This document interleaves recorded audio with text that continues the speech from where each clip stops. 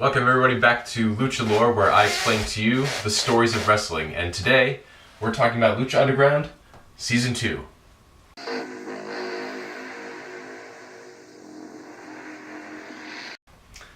So, let's jump right into it. Do you remember where we left off at the end of Season 1? I remember something about the undead priestess and the love triangle, and that the Mil Muertes, was that his name? Yep, Mil Muertes. Okay, so he's the champion right now. Yeah, because he died, and then he came back, and he was like, woo, super powerful, because he died. Yes. And so, yes, I remember that. Okay. Do you remember who he beat at the end of Season 1? Who was our champion all last season? Hometown Boy? No. Prince Puma? Puma. Yes, Okay. Prince Puma. Okay. So, I was going to say Pentagon. They both start with P's, so... Yeah, Pentagon is... He's our dark homeboy. Because he was the one that he beat up Vampiro at the end of Season 1. His secret master.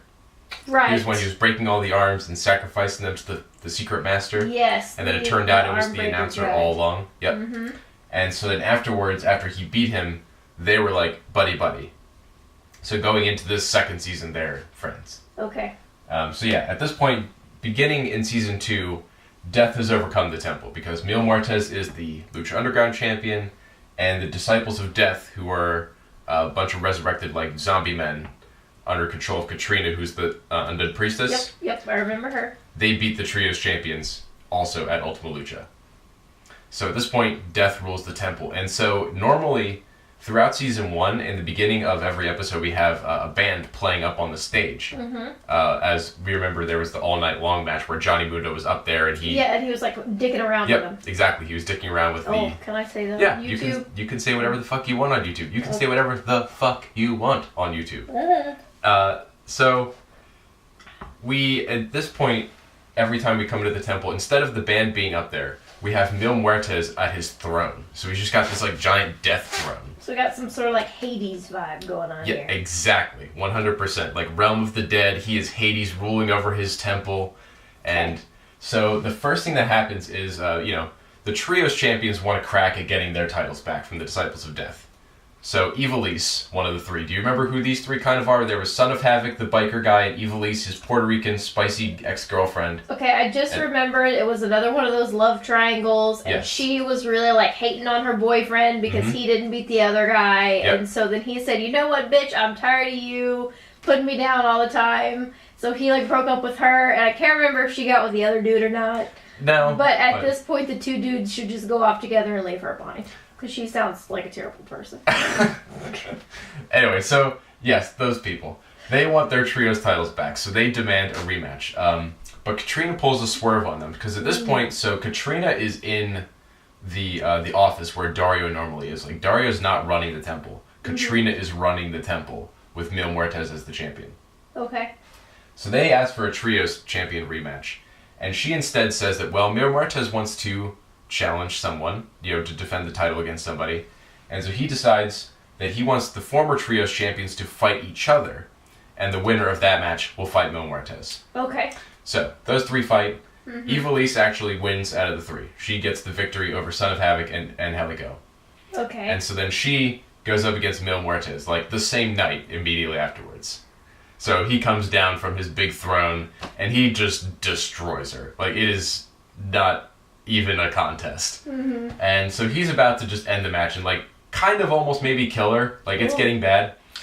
Then all of a sudden, hometown boy Prince Puma shows up out of nowhere, saves the day, kicks him, like stuns him, gets Ivelisse out of the way. They kind of like run away from Mil Muertes to escape. And so he's all angry in the ring like, "Oh, come back, you motherfucker!"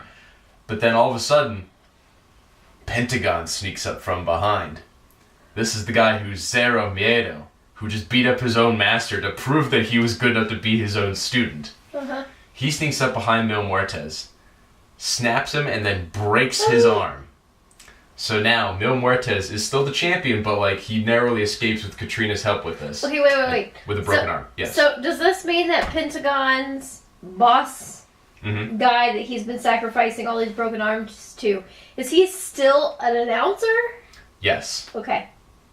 Yeah, it's kind of complicated. So, like, because Katrina, at this point, like, when he comes out and does this, Katrina is pissed that, you know, somebody has come out here and attacked Mil Muertes, her champion. And so she's starting to kind of like lay into Vampiro a lot as well. But they're not too aggressive at this point because like she knows that Mil Muertes is injured, so she can't strong arm people too much. So there's a couple other things that start kind of going on in the temple that are really important, because now that Mil Muertes is injured, it's like, all right, well, who's going to go after him to become the number one contender? Because now that he's weak. Yes, now that he's weakened, people are like, fuck it, let's go for him. So Prince Puma obviously wants to get a rematch. Pentagon obviously wants to fight him because like, hey, I just broke his arm, so fuck it, I want the title. Finish him. So those two end up feuding directly with each other. Like they're just going right after each other, and they're really built up to be pretty much kind of like the two main sort of like rival, or like the hero and the anti-hero of Lucha Underground in a lot of ways. Like Prince Puma is like our typical sort of face, and then Pentagon is like, we're rooting for him and we like him, but he's also a complete dickhead. You know, because we still like last season he was like hitting women and breaking arms of just like anybody that we liked. You know, attacking the guy that we just thought was our announcer, but it turns out he's like a secret death priest. Like, you know, there's all sorts of things going on. So like we love Pentagon, but he's the dark one. And then Puma is like the good guy. But they're definitely like, it's very strongly indicated and built up that like these are our two dudes in Lucha Underground.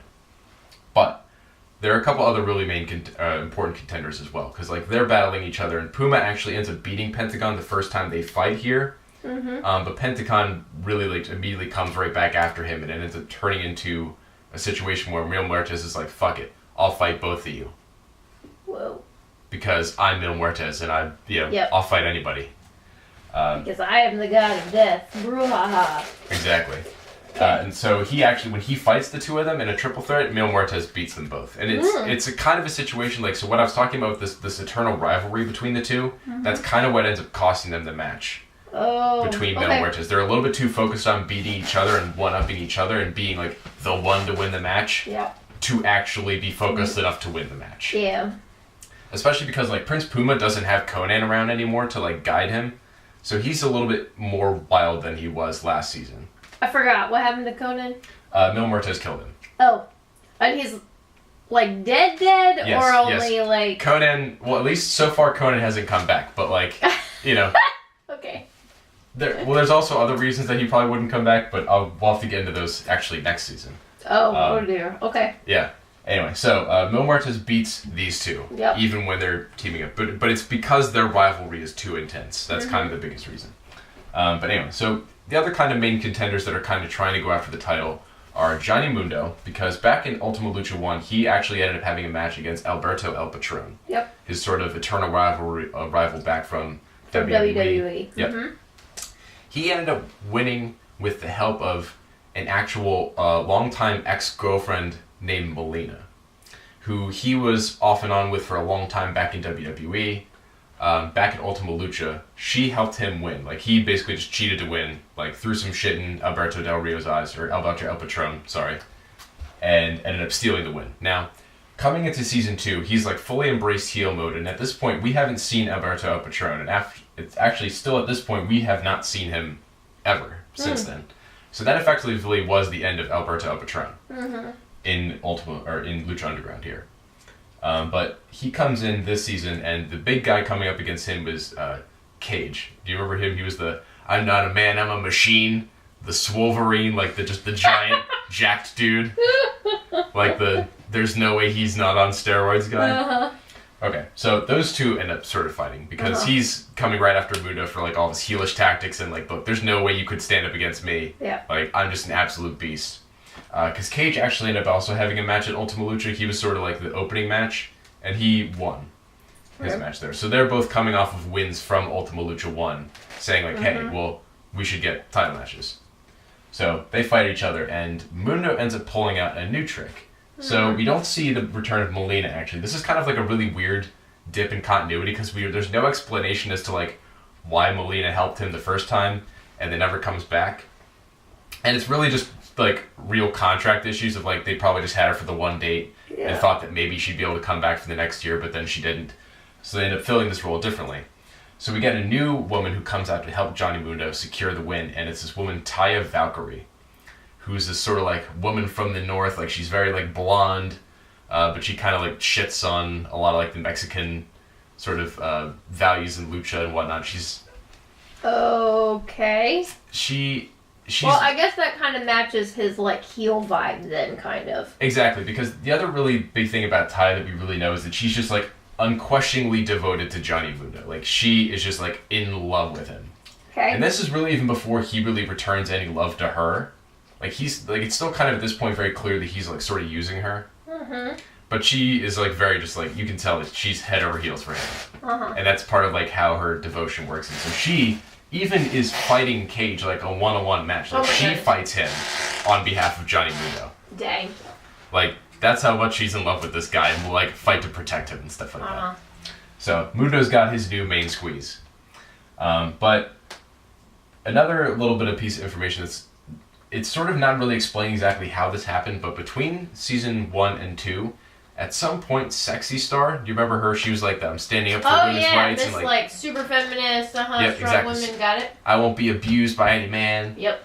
So she ends up getting kidnapped by a man at some point between season 1 and season 2, being like held hostage like down in a basement somewhere. Yeah. Like this very weird kind of like rapey vibe. Yeah, because we can't have strong women, so this is what happens to strong women. But at some point between now and then, like she ended up escaping her confinement. Okay. But she doesn't really seem to remember a lot about it. Like she's just very hazy, very strange. So she comes into season 2 here, and she ends up having a match against this a newcomer to the temple. Her name is Cobra Moon, and she's sort of like this slithery, that's a cool name. Serpentine woman. She's the representative of the Serpent Tribe. Yep.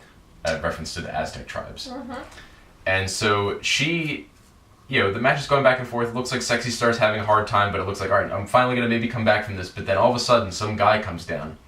A guy we saw at least a little bit in season 1, but he didn't really do very much notably. His name is Marty the Moth Martinez. Mm-hmm. Now, he comes... And let me guess, he's part of the Moth Tribe.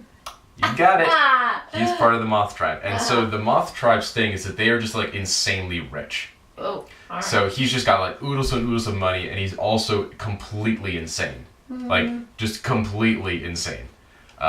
So Marty the Moth comes in, and he is like staring down Sexy Star. And so she sees him and then just like freezes. And that, Cobra Moon is able to get her, and then Sexy Star taps out.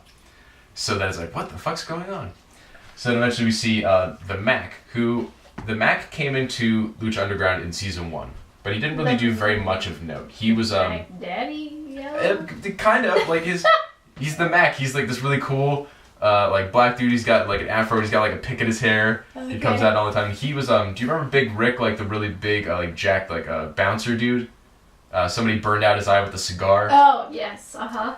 So Mac gets introduced back in season 1 actually as his cousin, and they were part of the trios tournament, but they didn't really do that well. Yeah.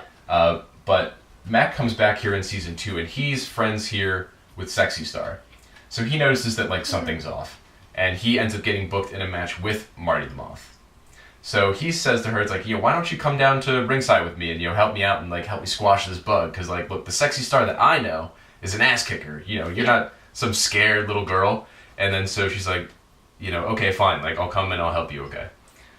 So she comes down there and she's going to help Marty the Moth, she helps the Mac beat Marty the Moth. Uh-huh. So then the point where then she's like, all right, well, you know what, I can fight him. Like, I'm going to be able to have my own match against Marty the Moth. Like, I can do it. I can beat him. I can face my fears, sort of thing. But when she's about to beat Marty the Moth on her own, then we hear this, like, really creepy sort of, like, lullaby music, and, like, the lights go dark. She's been brainwashed.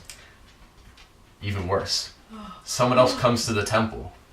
Another person from the Moth Tribe. Her name is the Mariposa. And she's supposed to be, like, the Moth. Like, so Marty the Moth is just, like, a dude. Like, he's just a crazy guy. Yep. Mariposa is actually another, like, masked wrestler. She's a luchadora. So she comes out, and she's supposed to be, like, the deadly assassin of the Moth Tribe. So, like, they've got tons and tons of money. And they also have a tradition of naming, like, one person in their tribe the Mariposa. And she's supposed to be, like, the deadliest killer of them all, sort of thing. Yep. So Mariposa comes out, fucks over Sexy Star, so Sexy Star loses to the Moth Tribe. So the Moth Tribe is just like terrorizing Sexy Star here in the tribe, and they're the ones who kidnapped her. I forgot what tribe is Sexy Star in? She's not really associated with any of the tribes. She's just sort of a luchadora. Oh, okay. There's a couple other ones that are not really associated with anybody in particular. But I just didn't know if this was some sort of like tribal war type thing, or if it's literally just Sexy Star. Okay. No, really just Sexy Star. Anyway, so going on to the next little bit. So Phoenix is, if we remember from back in season 1, Ultima Lucha, he won the Gift of the Gods title. And what the Gift of the Gods title was, that was there were the 7 Aztec medallions that people were winning in various matches, and when you collected all the medallions, it would create the Gift of the Gods title. This is sort of like the assembling of the Dragon Balls thing. Yes, I remember this. And so it grants the wielder of this one chance against the Lucha Underground champion. Yep. So in the beginning of the season, Phoenix is the one who has the Gift of the Gods championship, and Katrina, knowing how powerful Phoenix is, because back in season 1, if we remember, Phoenix is the one that killed Mil Muertes. So she's very aware that Phoenix could probably kill Mil Muertes again. So she says, I don't want you to have the Gift of the Gods championship, so I'm going to hire a hunter to come and take you out. So she hires King Cuerno, who we remember back in season 1, took out Drago for a little while. He's the one who is the hunter. Like, he comes in with the deer head. So Cuerno comes in, and he actually is able to defeat Phoenix and take the Gift of the Gods championship. Dun dun dun! Dun dun dun! But title reign is pretty short-lasted because he has it only for a short amount of time. He's about to defend it against one other guy, but Phoenix comes back and says, like, fuck you, I demand my rematch. Yeah. Like, this is not over. That's my title. Exactly. Yeah, and so they end up having a ladder match for the Gift of the Gods championship again. Because King Cuerno wants to be like, look, I just want to like cash this in. Like, yeah, as if this I could don't be want to any hold more on to like it. Money in the Bank. Okay. Exactly. So Phoenix ends up beating him in the rematch, in the ladder match, to regain the Gift of the Gods championship. Yep. And then he does successfully cash it in against Mil Muertes. So he cashes it in, the Gift of the Gods championship goes away. And then he has this match against Mil Muertes. So this is repeat back from season 1. It's death versus the forces of life and resurrection. And bada bing, bada boom, Phoenix unseats Mil Muertes to become the Lucha Underground champion. Oh my gosh, so early in the season. It's like hope is restored in the temple. Things are going well, at least for him, because like things are not going well for Sexy Star. Things are not going well for like Cage because he's dealing with Mundo and Taya. Puma's tied up with Pentagon. Other quick note before we get into Aztec Warfare, the Trios champions also regain their titles in the same night, actually, because all the titles are on the line. Phoenix cashes in for the Lucha Underground Championship the same night that the Trios get their rematch, so the Unlikely Trio regain the Trios title. So it's like, holy shit, yay, like we're finally in a good time again. You know, at the end of season good 1, is winning. Death took over the temple, and now good is winning. Phoenix is the champion, the Unlikely Trio. Yay! Yay! Aztec Warfare 2. Oh, yeah. So, Phoenix, immediately after winning the title, has to put it up against 19 other people in the giant Aztec Warfare match where, 2 people come in, another person comes in every minute or so, and instead of Royal Rumble style where you just get eliminated by being thrown over the top rope, you have to get pinned or submitted to get out of the match. Ooh. Now, coming into this match, we've got all of our big hitters. We've got Phoenix, obviously, defending the championship. Yep. We've got Mundo. We've got Puma. We've got Mil Muertes trying to get the title back. We've got Cage. Notably not in this match is Pentagon. Because Katrina is still kind of in charge of the temple at this point. She just, Mil Muertes just lost the title, so it's sort of in transition at this point. Yeah. She denies Pentagon entry because she's like, fuck you, you broke Mil Muertes' arm. You can't be in Aztec Warfare. So Pentagon is pissed, and he's not in the match. New people who come to the temple who are really important that enter in this match are Rey Mysterio Jr., who, you know at least enough, just I've mentioned wrestling and stuff. Rey Mysterio Jr. is definitely a big name. Yeah. You recognize that name. I recognize that name from WWE. Exactly. So Rey Mysterio Jr. is like the king. He's very much treated like a big deal also in the Lucha Underground universe. Like Prince Puma is definitely like our hometown boy here. He's the prince, and then Rey Mysterio, the Rey, he's the king. So he's coming alongside his apprentice, this young guy, El Dragon Azteca Jr. Now, if you remember that name a little bit, it's because back in season 1 in the finale, there was that Black Lotus, like the ninja assassin girl. Uh-huh. She killed El Dragon Azteca, who is a representative of the Eagle tribe. So now his son, basically his heir, is coming alongside Rey Mysterio Jr. To the temple because they want to try and get revenge, find out what happened to El Dragon Azteca, and also try and like win the Lucha war that's kind of happening because they understand a little bit more too about like the fact that there is this kind of greater mystic thing going on as far as like the Aztec tribes. Like Rey Mysterio does talk specifically about uniting the descendants of the 7 Aztec tribes so that they can do battle in the temple. So he's very much coming from that side, and Dario's still very much representing sort of like just the corporate angle, like I'm using the temple for my own ends. Because there's also some hints too in this season where Dario starts to seem like he's in a bigger organization than just himself. There's some mentions of a guy who's like Dario's boss. And he's sort of just like this off-screen, mysterious guy that's like, you better not piss off the other big bad guy. So then it's like, oh shit, okay, I gotta do this thing. Oh, dang. So he's being manipulated a little bit too in those regards. But we get to Aztec Warfare. So Rey Mysterio comes in, El Dragon Azteca comes in, we got all of our favorites. Big time match. And it gets down towards the end, and a surprise entrant comes in to make this not just 20 people fighting, but 21. Actually, let me backtrack just a slight amount before we get to that point. Mil Muertes is in this match. He comes in, immediately after he comes in, Pentagon Jr. ambushes him and fucking just beats his ass, throws him into the ring, and everybody eliminates him. They just dogpile on top of Mil Muertes and he's out of the match. So Katrina is just even more pissed that yet again Pentagon has fucked over Mil Muertes and her, because he's also still just not in the match. He just came in to fuck over Mil Muertes and then he leaves. So he fucks off. So we get down to what seems to be like the last couple of people, and then Dario Cueto comes out, big surprise, says that it's not going to be just 20 luchadors, it's going to be 21. Because he loves violence. Because he loves violence, and he decides to introduce his hyper-violent little brother, Matanza Cueto, the monster, into this match as number 21. That's a cool name. Matanza. So he comes in this match, and the last couple of people that are in this at this point, we have Phoenix, we have Rey Mysterio Jr., we have El Dragon Azteca. Like, we have some pretty big names in this match at this point. And a lot that I'm forgetting at this point just because it's sort of the moment of the time. But Matanza eliminates every single other person in this match. Oh, dang. And that's like 7 or 8 people that he just... Same move. He just kills everyone in a row. Like, it is... Unlike everybody, like, Mil Muertes has kind of, at this point so far, been the biggest badass in the temple. He puts that to shame. Like, he just kills people. Dang. So Matanza is now the new Lucha Underground champion. And at this point, Dario is actually the one that walks around with the title most of the time. Yeah, because this is like his like underling or whatever. It's his little brother. Yeah, I'm gonna put Matanza / Dario as the champion because Dario does walk around with the title quite a lot, and he's directly in control of Matanza because he walks around and he's got this key, and we see it like because Matanza's normally locked up in a cell, so this is the key to his cell. Oh, is this the guy who was locked in the basement? Yes, this is the man who was locked in the basement. Got it. So Dario's got the title now, and we learn also a little bit more about the history between these two and why Dario loves violence so much.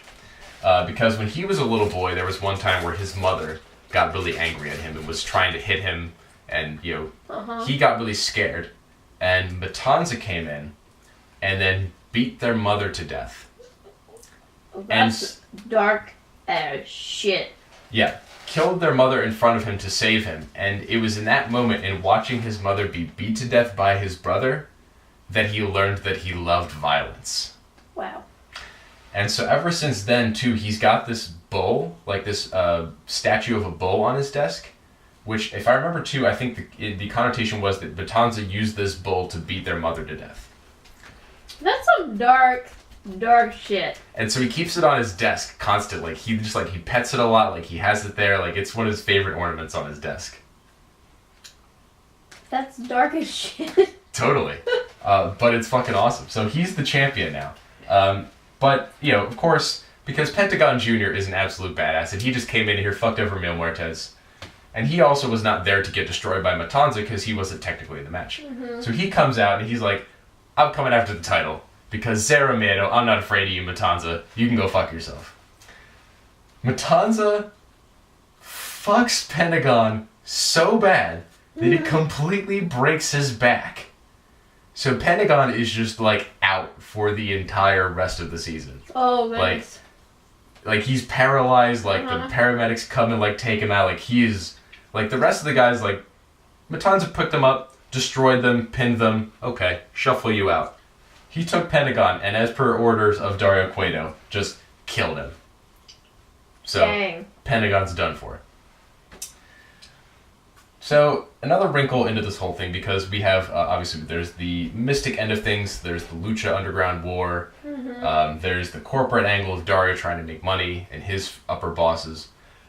There's another little angle, too, because some people are a little bit aware to Dario's schemes. There's this one person within the police force who's starting to build a case against Dario Cueto, and so she is trying to infiltrate the temple. And it turns out that actually one of the people within the temple that we've known for a little while, do you remember me talking about the crew, who are sort of Dario's just sort of underlings? Yeah, because they were fighting under the big tough guy. Yes. So it turns out one of them is actually secretly a police officer. Undercover agent. Yep, so he's been undercover working for a little while trying to get into the temple and get loyal to Dario, get some dirt on him. And at this point, it seems like they've got enough to kind of do something with Dario, but the police are more concerned with whoever is above Dario. So they're saying, we want to get more information and get, we want that guy. Exactly. So we want to try and get Dario and either flip him or get more information about who's above him. So they're trying to basically turn this into a little bit more of an investigation. And they decide to send in another guy. They decided to send in Joey Ryan, who's this very much perfect 70s porno style sort of dude. He's got a mustache, he's got the aviators on, the slicked hair. When he comes out to the ring, he covers himself up in baby oil and all that. He's just really gross. So there's the very straight-laced sort of cop who's undercover, and then there's this slime ball dude. And they're being forced to be partners. The police chief is look, you have to team up, so you can get in and get more information. Even if you are a tag team, I don't care. You have to make it work somehow. So these two are together, and they're with the other crew member. They just kind of jam him in with them, and they end up entering the trios tournament together. And we've got a lot of other people who are sort of jammed together. Just like last time, Dario decides to put together a lot of people who don't work well together. So Mundo and Taya are teaming up with Cage in this thing. Marty the Moth and his sister Mariposa. Also, I didn't mention that. Marty the Moth and Mariposa, there's the rich psycho guy and then the assassin. Yep. They're brother and sister. Okay. And they've got kind of an incestuous sort of thing going on. Ooh, they a very Jamie Cersei kind of thing. Yeah, but it's way grosser because neither of them are hot. So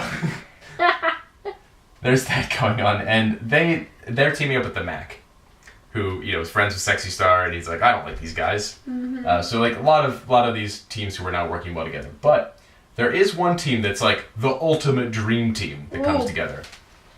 I like to call them the Lucha League. Okay. Because it's sort of just like the Justice League, but the Lucha version. So we have Rey Mysterio and his apprentice El Dragon Azteca. They team up with Prince Puma. Oh, so all the goody two-shoes guys. Exactly. The ultimate goody two-shoes luchador alliance. So all these people enter the Trios tournament. And the Lucha League ends up coming out on top. And what the finale of this whole thing is, there's actually 3 different teams going into the finale. So we have the Lucha League, who's Prince Puma, El Dragon Azteca, and Rey Mysterio. We have the current reigning champions, the Unlikely Trio. And then we have a sort of mishmash team of Jack Evans, PJ Black, and Phoenix, who I'll explain who those 2 guys are in a little bit. Okay. So what goes into this match right beforehand is it turns out that one of the Unlikely Trio, Angelico, who's sort of the playboy of the group, he's been injured in an unfortunate accident. And so he can't participate in the match. Oh, no! So the 2 of them, just Ivelisse and Son of Havoc, are forced to defend the Trios titles by themselves, which completely screws them. And in the end, the Lucha League are able to win. So they get the Trios championships. But then immediately they get some really big heavy challengers because coming out of this, Jack Evans and PJ Black. Let me explain who those guys are a little bit. So Jack Evans comes into the temple. He is like the quintessential, just like jackass little rogue sort of guy. Like he loves to just piss people off for the sake of pissing people off. And like his style too is very, very acrobatic to the point where he just likes to even piss off his opponents. So like, he's the personification of an internet troll. Kind of, yeah. He's like an internet troll plus like just like an acrobatic jestery sort of guy. Okay. And he comes into the temple and he fights Drago immediately. So Drago, remember the Dragon Man? Yep. And so he ends up beating Drago in a match. And ever since he beats Drago, he just keeps calling himself the Dragon Slayer. And like every time he comes to the ring, he even like snatches the mic away from the ring announcer. He's like, "I'm the Dragon Slayer," and all this sort of shit. So he's just an obnoxious little piece of shit. PJ Black is this guy called the Darewolf. So he the what? The Darewolf. So it's just Darewolf. Yep. So he's the Daredevil werewolf. The Darewolf. He likes to do stuff That's just bad. Like it is pretty bad. Like his character's kind of dumb. Basically, the real basis of it is that he likes to do skydiving and bungee jumping and other like dangerous activity, like daredevil sort of activities. But then like his look, like his physical look, is kind of werewolfy, I guess, because he has like a beard and he's kind of scruffy. But he's also. What does that have to do with being a werewolf? I don't know, but he's the Darewolf. That's his thing. So, yeah, Jack Evans and the Darewolf. Okay. And Phoenix. So, we remember Phoenix. Yep. Yeah. Yep. They were part of a team. Never die, all that kind of stuff. Yes. So, they're about to try and go back after the championship because they were the one, like, they didn't really lose or something, is kind of their logic. They want to try and get the trios titles against the Lucha League. Phoenix ends up getting taken out right before the match by Johnny Mundo and Taya. Because so Taya ends up like kind of talking to them a little bit. It's like, hey, I got a surprise for you guys. And then boom, Phoenix gets taken out. They're like, what the hell? Why'd you do that? We've got a trios championship match tonight. And it's like, oh, well, you've got a new partner. Enter Johnny Mundo. And so these four end up creating the Worldwide Underground, which is a new stable. And it's basically just Johnny Mundo. A new what? A new stable. In wrestling, when you have a group of people, it's called a stable. Does it have to be more than 3 people? So the general number that would really indicate a stable is 4. Because the reason it's called a stable, at least in my opinion, I don't know if this is completely official, is because like a stable is associated with the 4 horsemen. Like that was one of the most well-known stables. So you put the horse in a stable. Anyway. So they created a new stable called the Worldwide Underground. It's basically just Johnny Mundo as like head douchebag, his girl, and then like his buddies, who are Jack Evans and PJ Black. Yeah. So they together go challenge the trios champions, the Lucha League. So it's like total good guys versus just like totally broy douchebags. Yep. And they just cheat out the ass. Like they're kicking all of you guys in the nuts when the ref isn't looking. Like just like it's insane how much the ref doesn't see as much they're cheating. And so this gets to the point where then Prince Puma is like, fuck this shit. And after the Worldwide Underground does cheat them out of the titles, they steal the titles, and immediately the Lucha League tries to rematch, which actually, I've been forgetting to change this title because it's so quick. So, remember, Lucha League had the titles. Yep. Now, Worldwide Underground does. And in the immediate rematch, they end up cheating again so much that it pisses off Prince Puma to the point where then Prince Puma kicks one of them in the nuts, but just like right in front of the ref. So they end up getting disqualified. So the heels end up keeping the championships. And this sort of like starts to breed a little bit of like a resentment. Like Prince Puma is starting to turn a little bit darker out of this frustration. Like Conan's not there to guide him. He's not the champion anymore. He was the trios champions, but then he got cheated out of that. And then in the rematch, like these guys are just cheating, and he's just like, fuck this, like I try to be the good guy and I just get screwed over all the time. Yeah, so what's the point of being a good guy? Because good guys always lose. Exactly. So then one of the things that's really lovely about Lucha Underground too is they pay so much attention to the physical, like the actual physicality and like the costumes of the characters. Yep. So Puma has always worn like yellow and he's got like some spotted stuff, but like yellow is his primary color. Later in this season, kind of after this loss, he starts to wear black and red. Ooh. Like he changes up the look. Like he's bringing out the dark side. And we know there's a little bit more of a history. We learned from Dario Cueto that in the history of the Aztec tribes, the first one to have actually been destroyed and defeated was the Jaguar tribe. And we find out that the reason that was is because of pride and arrogance. They kind of like overextended themselves and got taken out, sort of thing. So we start to see this sort of play out in Puma a little bit. Because the over sort of like theme of this season 2 was like before we had Pentagon versus Puma. Yep. And then now Puma's starting to dip into that dark side a little bit, kind of like how Pentagon usually is. So they're kind of like trading places almost. Yeah, they're doing a little bit of trading places. It's yeah, not quite, but it's like we're shading in that direction. So we have that going on. Worldwide Underground have the championships at this point. Now, the dragon slaying has been getting out of hand. Jack Evans, especially now as the champion, is like, I'm the Dragon Slayer! All sort of shit. So then Drago is like, alright, enough of this shit. I'm tired of you talking shit about me. I'm gonna kick your ass. Yeah. So he comes out dressed in like a giant dragon head. Because like normally he's got like his dragon mask, but this is like an extra dragon head. Oh, and he's just like on top of this roof, just like fucking around with some nunchucks. He's like, come and get some, bro. I'm gonna fuck you up, bro. Like intimidating the shit out of him. So Jack Evans like loses a match and whatnot, and then eventually Drago ends up ambushing Jack Evans in the locker room backstage with some nunchucks.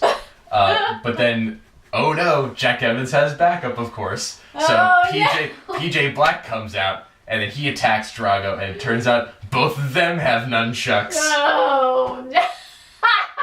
But then, when it looks like it's all over for Drago, because then he's getting beat down by 2 dudes with nunchucks, who should save him but the time-traveling spaceman himself, Aerostar. Aerostar comes in, and guess what? He's got nunchucks. So the 4 of them have a tag team nunchuck fight. Drago is able to regain his honor, and alongside Aerostar, the time-traveling spaceman, they defeat Jack Evans and PJ Black. I'm sorry. A dragon? Yep. And a time-traveling spaceman? Yes. In a nunchuck fight with an internet troll and the Darewolf. This is Lucha Underground. You're welcome. So, moving on from that, we get the next big challenger for Matanza. We have Mil Muertes finally back at full strength. I'm sorry. I'm so distracted. Who's Matanza? Matanza the monster, the champion? Right. Yes, the monster in the basement. So he ends up fighting Mil Muertes, and of course, in typical Mil Muertes Katrina style, they call for a death match. Yep. So it's called Graver Consequences this time, because before it was Grave Consequences, and now it's Graver. Whatever. So Mil Muertes fights Matanza. It's death versus the monster. Yep. Matanza is able to defeat Mil Muertes. Oh shit! So does that mean that Mil Muertes has to like retire? The name no, or whatever? he's dead again. Oh. So Mil Muertes is dead, and as they're carting off his body, turns out that one of the people that's leading the procession, surprise, surprise, is King Cuerno the Hunter. Oh. So King Cuerno the Hunter steals Mil Muertes' body. Oh, shit. And so then we see, like, there's a couple vignettes a little bit, like, back in King Cuerno's, like, hunting shack. Like, his sort of secluded house where he's got, like, a lot of trophies, a lot of, like, heads and taxidermy sort of things of other things he's killed. Oh, okay. And then he's got Mil Muertes, like, displayed on his wall in, like, a coffin kind of thing. Okay. So he's, like, doing some weird shit with Mil Muertes we don't really know about. Or maybe he just likes looking at the dead body. I don't know. So, remember the Moth Tribe? Yep.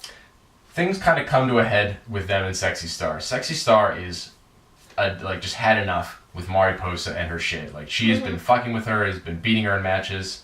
Like, she's done. So she goes to Dario Cueto, and he puts together what's called a no mas match. This is basically the I quit match. It's like it won't end until one person says no mas, no more. Oh, like basically like they have to go until one of them submits, kind of.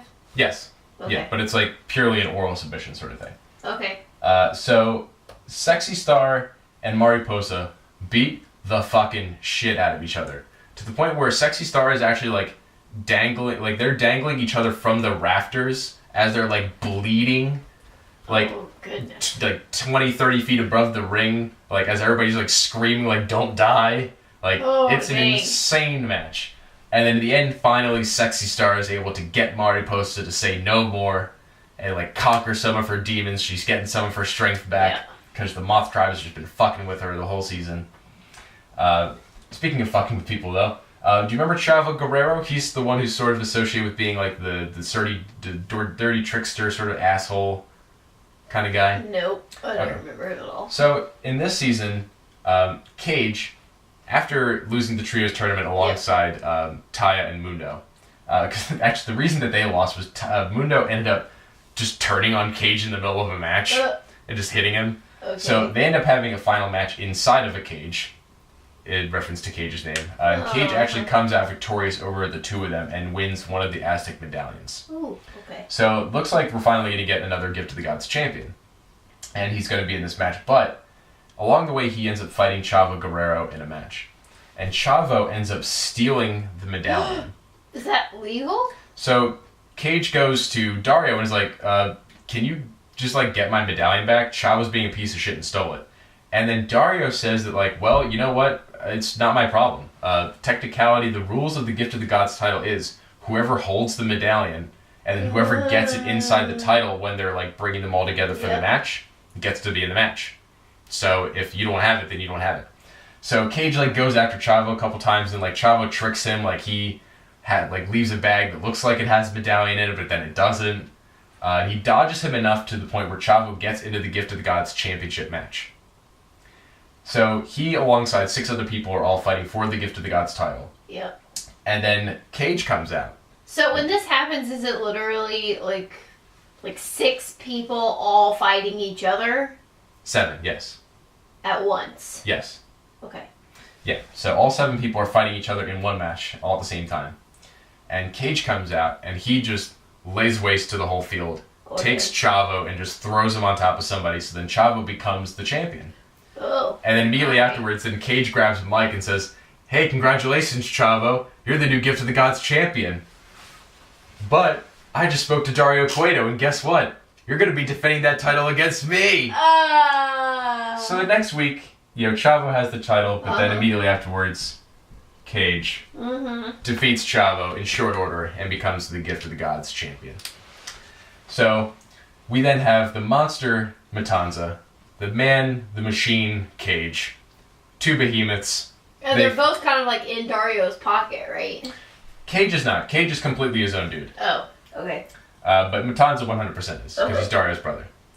So they end up having also a match, like Cage cashes in his Gift of the Gods, and he also loses against Matanza. Really close match too, like Mil Muertes and Cage both gave Matanza a run for his money, but Matanza's just an absolute beast. So getting pretty close to the end of the season here, we also have Marty the Moth decides to strike again here against one of the other people in the temple, this dude named Killshot. So Killshot is an ex-military dude who, like, his squadron was, like, killed, but in some sort of, like, mysterious black ops sort of way. And so he has a necklace full of dog tags that are all the dog tags of, like, his fallen comrades that, like, he feels guilty that they're all dead and, like, he's the only survivor kind of thing. I'm super not okay with this premise, but alright.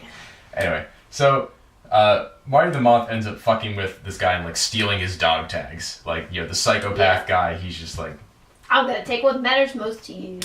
Exactly, I'm gonna take what matters most to you. And they're both going into the finale as part of a new Gift of the Gods match, because there's a whole bunch of medallion matches. Marty the Moth gets one, Killshot gets one, Mariposa gets one, Sexy Star gets one.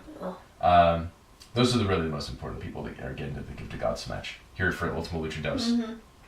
Also, right before Ultima Lucha Dos, we have Pentagon returning. So Pentagon, for a long time, his back has been broken. Yep. And we see a couple of segments where he and Vampiro, his secret dark master, he's like trying to rebuild Pentagon, but the way that he rebuilds Pentagon is like suspending him by a bunch of wires and then just beating the shit out of him with like various objects to just be like, you can never be broken again. So like, you're broken and I'm just gonna keep breaking you until you can never be broken. Oh shit, okay. So it's the Doomsday style of creating a supervillain. Just smash the baby against the wall, clone, repeat process. And so he beats Pentagon into becoming even stronger. And now Pentagon is no longer Pentagon Jr. He is now Pentagon Dark. Pentagon Dark. So Pentagon Dark comes back. So stupid. And he wins this 6-way match called 6-Way to Survive. Okay. And he ends up, by winning that match, getting himself a match against Matanza at Ultima Lucha 2. Whoa, okay. So, we have going into Ultima Lucha 2, our main matches. We have the Trios Championship is going to be defended by the Worldwide Underground against Drago, Aerostar, and Phoenix teams up with them. Okay. So, like, this is a new sort of, like, this is Lucha League 2.0. Okay. This is another group of, like, 3 perfect, awesome baby faces who are all luchadors who are teaming up because the Dragon, the time-traveling spaceman, and the Phoenix. So, that's a cool superhero team going up against Worldwide Underground, the sort of douchey white guys. We've got Gift of the Gods, we've got, like, Sexy Star, Marty the Moth, Mari Posta, they're all competing for this. Matanza is defending his title against Pentagon Dark. Then we have Rey Mysterio is having a special singles match, The King, versus Prince Puma, because Prince Puma, as I had mentioned before, he's getting kind of like darker and sort of angsty and whatnot. Yeah. So he goes right up to Rey and basically is just like, you know what? I need to know if I'm the best in Lucha. And right now you're the best in Lucha, so I'm calling you out. And if I beat you, then that means I'm the best. Whoa. So then Rey's like, well, you know what? I need to still know if I am the best, so I accept your challenge. So they have a match at Ultima Lucha. Also, but it's not like a title match. It's just... It's like an unofficial title match. There's no real title on the line. It's a battle for honor. Exactly. Total battle for honor. Okay. So, at this point, we've arrived at Ultima Lucha 2. So, we've got our full matches. We've got the quick sort of little beginning bit. Son of Havoc ends up winning a 4-way tournament. And he ends up getting sort of like totally cock-teased with, since he's won this tournament, he can either have $100,000 or he can have a guaranteed main event match at Ultima Lucha Trace against the championship. And Dario said, if you win this next match. Exactly. So Dario comes out and says, oh, but you have to win another match. And so this guy, Famous B, who's just like a total shystery manager type, he comes out with his newest client, and they beat Son of Havoc because he's just beaten 2 guys in a row. Yes, he's tired. He's tired. He's beaten up. So he loses, and they just take the money. So total heel moment. Evilise ends up getting screwed over by Katrina, the undead priestess, because she decides to just screw her over, I guess. So then Ty is able to steal victory over her. The Trios Championships is defended by the Worldwide Underground, the bro-y douches against Lucha League 2.0, who is, to remind you, Phoenix, Drago, and Aerostar, time traveling spaceman, the Lucha guys. And they are able to beat the Worldwide Underground, kind of finally karmically coming back around to them because Phoenix was taken out by them beforehand. And then also part of what enables them to get the victory is Angelico. Back during the Trios tournament when the champions, there was like the unfortunate accident. So it turns out Johnny Mundo was the one who was responsible for that unfortunate accident. And Angelico comes back and fucks up the Worldwide Underground a bit. Like he comes back on crutches, but then it's like, oh, it's just a ruse, and then he hits him with the crutches. So then Lucha League is able to take the titles and the Worldwide Underground get their comeuppance.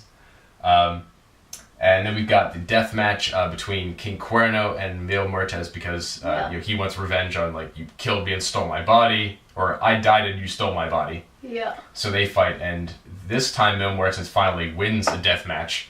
Kills King Cuerno the Hunter, steals him away, and then we don't even see King Cuerno for pretty much the entirety of season 3. So he is he's gone. Like dead. He is dead. Even more than the normal amount of dead you are in Lucha Underground usually. But then we've got the big sort of there's another really big grudge match. I sort of forgot to mention that was going to be happening. Black Lotus, the ninja assassin. Ninja assassin. So she had killed El Dragon Azteca back at Ultima Lucha 1. The old mysterious master guy.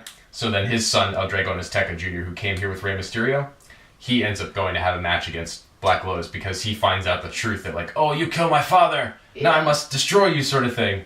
So they're having a match, but their match gets cut off really quick because Pentagon comes out. He breaks both of their arms, and then it's just I'm not waiting, Matanza. You come out here, and I want my title match right now. Oh, shit. So he's not waiting. He's Zero Miedo. He's ready.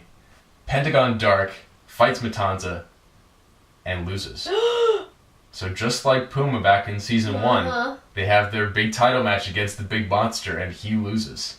Dang. Pentagon loses. But the big moment in which he loses, so it looks like Pentagon's maybe about to win. And then Vampiro, his Dark Master, passes him a barbed wire bat. What? That Pentagon's gonna use to finish him off. But then it gets away from him, and then Matanza ends up hitting him with it. So then that can't be illegal. Got turned around on him. It's not, but they don't care.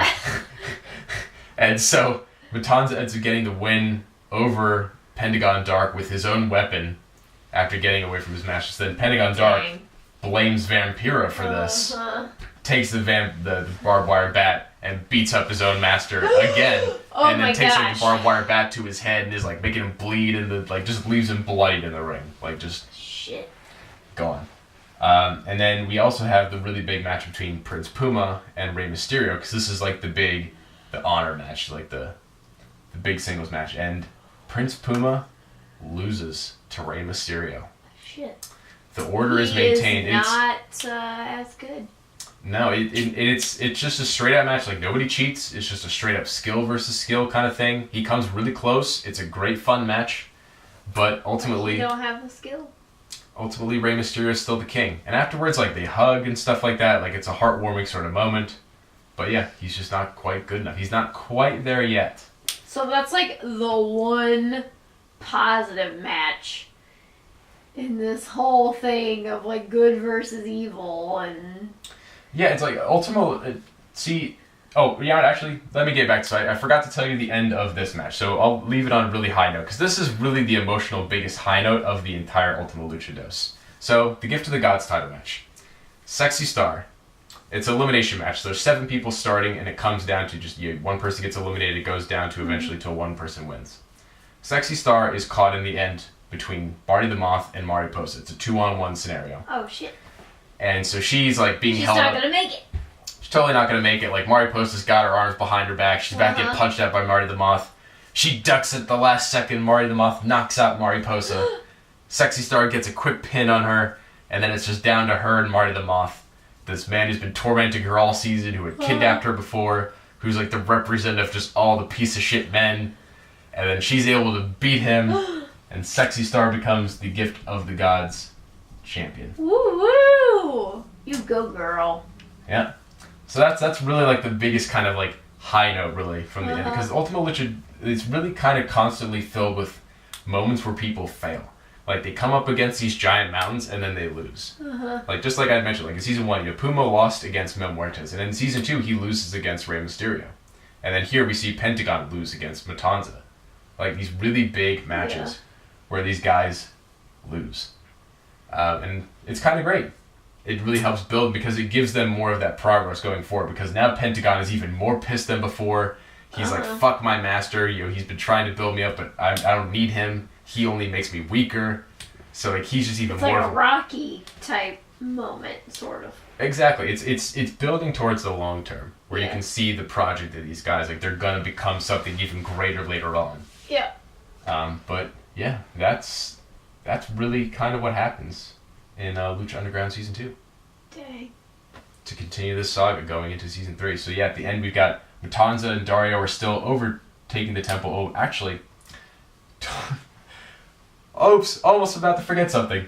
So, to wrap this all up, remember the Secret Police? Yep. So, Matanza is still the champion at the end of Season 2, but their secret operation of trying to put a guy in wearing a wire goes off here at the end in Ultima Lucha 2, or Ultima Lucha Dos. And the guy that they send to get information on Dario, he comes in, he's like, hey boss, you know what, like, I'm a total loyal soldier, so if you got anything lined up, like, I'm your guy. Just let me know. And then so Darius like, why the fuck are you being so suspicious, bro?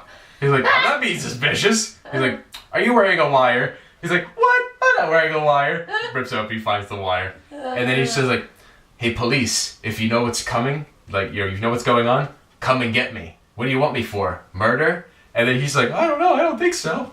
Then he picks up the bowl off the desk, the one that his mom got killed with. Oh shit.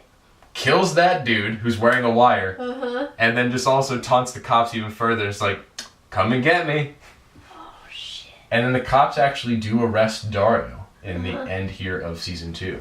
But as he's being like taken away in the back of the van, he's just kind of got this little like smile on his face. Like, totally planned it. He's not worried. No. He's not worried cool. at all. So that's how we end season 2. Dang. Any questions?